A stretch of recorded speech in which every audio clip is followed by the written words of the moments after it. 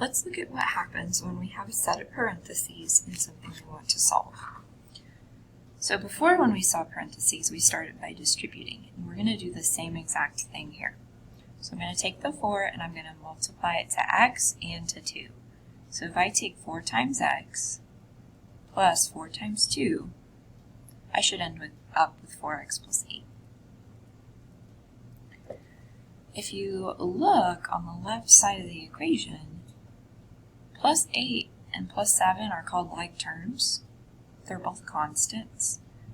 And so if something can be combined together on the same side of the equation, we don't have to do inverse operations because we don't need to move it, all right?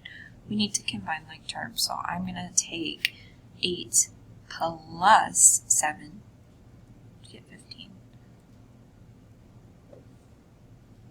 I then have a simple two-step equation. So I'm going to go ahead and remember I start from that furthest away from x. Also, I can think about it as opposite of the order of operations. So order of operations goes like this.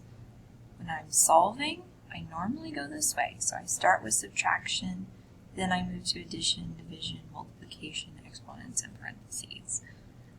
So since I have addition, I'm going to go ahead and undo it.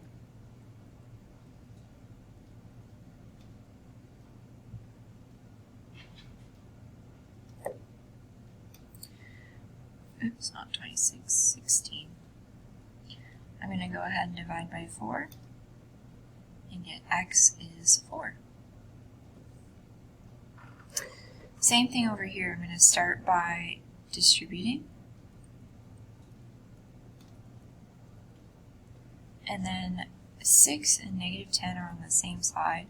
So again, I don't have to move them, and since they're on the same side, I'm just going to combine them using the operation that I see.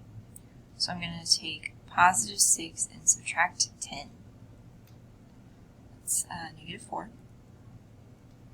And then from here, it's just a simple two-step equation. So again, since I have subtraction, I'm going to get rid of that first.